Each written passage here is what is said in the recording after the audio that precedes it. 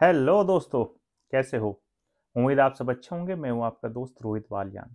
यदि पहली बार आप हमारे चैनल पर विजिट कर रहे हैं तो जीरो टू हीरो एक प्लेलिस्ट है जिसमें शेयर मार्केट की फुल नॉलेज जो है दी जाती है। दोस्तों, पिछले चैप्टर में हमने स्टॉक स्प्लिट के बारे में बहुत ध्यान से मीन्स उसके बारे में सीखा। स्टॉक स्प्लिट क्या है? यदि आपने पिछला चैप्टर नहीं देखा तो पहला आप पिछला चैप्टर देखिए, स्टॉक स्प्लिट। आज का जो चैप्टर है वो बहुत इंपॉर्टेंट टॉपिक है, वो भी उसका नाम है राइट इश्यू। आपने बहुत बार सुना होगा ये टर्म कि कंपनी जो है राइट इश्यू लेकर आ रही है, ठीक है। तो ये राइट इश्यू है क्या दोस्तों?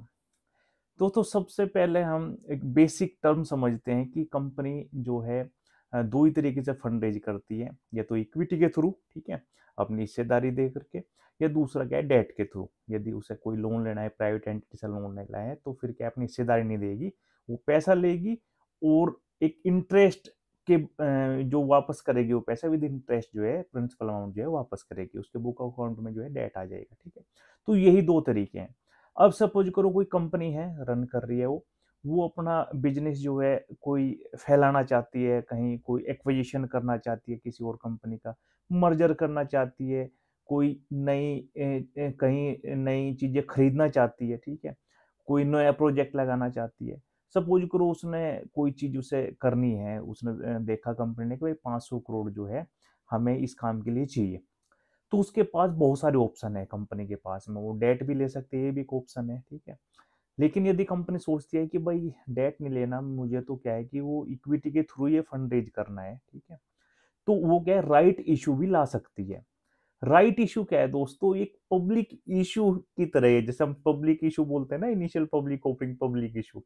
पब्लिक इशू में तो क्या होता है, नए निवेशक आते हैं जो पहली बार जो है शेयर खरीदते हैं कंपनी के, ठीक है। राइट इशू क्या है?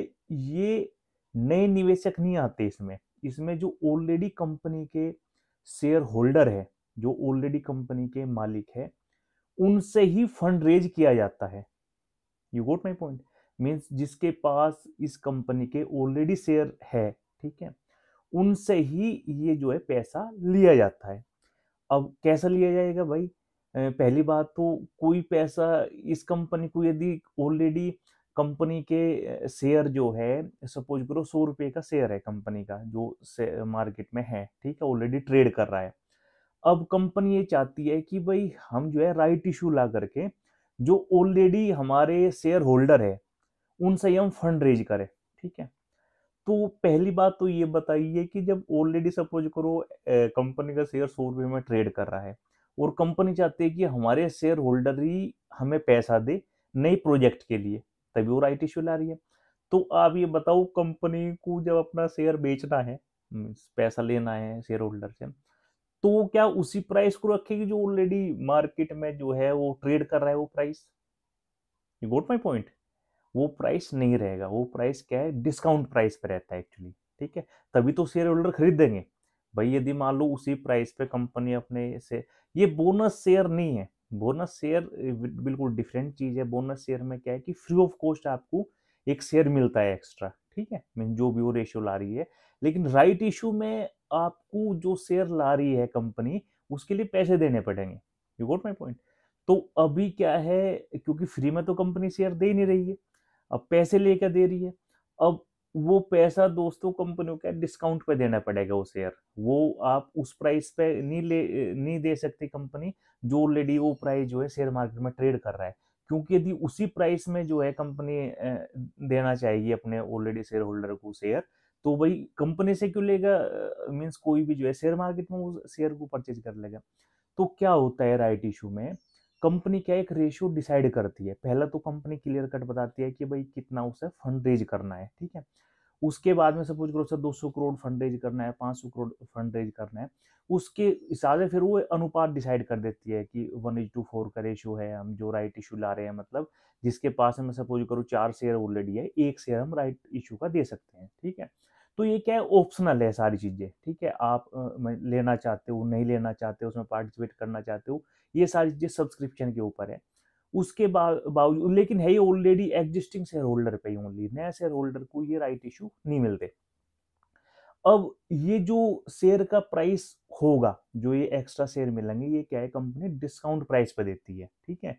क्योंकि उस प्राइस पर देखिए डिस्काउंट प्राइस पे देती है। अभी क्या है कि यहाँ देखो क्या है, ये चीजें बहुत ही थोड़ा टिपिकल है। पहला तो क्या है, कंपनी को क्या है, जो शेयर होल्डर को जो है ये विश्वास होना चाहिए कि भाई कंपनी अच्छी है और मैं इसमें लॉन्ग टर्म भी जो है जाऊंगा। लेकिन क्योंकि एक्स्ट्रा शेयर और ऐड हो रहे हैं, you got my point, right issue में क्या है, एक्स्ट्रा शेयर आ रहे हैं, तो उसकी क्या है, मार्केट कैप तो चेंज नहीं होगी, नंबर ऑफ शेयर बढ़ जाएंगे तो क्या है, प्राइस भी डाउन होगा राइट इशू होने के बाद में। यू गॉट माय पॉइंट, क्योंकि राइट इशू जैसे ही कंप्लीट होगा तो क्या होगा, उसके प्राइस में एडजस्ट तो होनी होनी है। यू गॉट माय पॉइंट, क्योंकि नंबर ऑफ शेयर बढ़ गए उधर।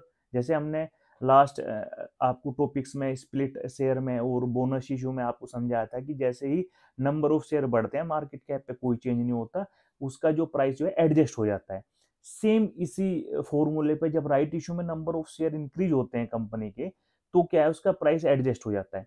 अब ये भी ध्यान देने वाली बात है कि इतना एडजस्ट ना हो जाए कि वो बंदे जो है नुकसान में चले जाए, तो ये बहुत ही टिपिकल चीज है। यू गोट माई पॉइंट है कि सपोज करो, एक एग्जाम्पल से मैं समझाता हूँ आपको।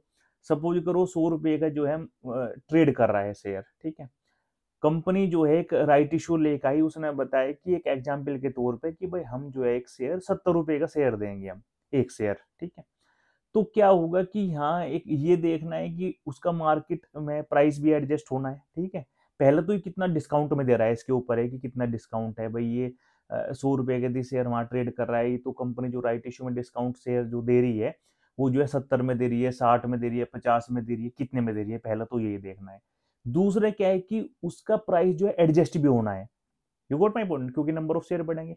तो इसमें जो है ये बहुत मीन्स इसमें पार्टिसिपेट करना है या नहीं करना है, बहुत चीजें मीन्स इसमें देखनी पड़ती है, ठीक है।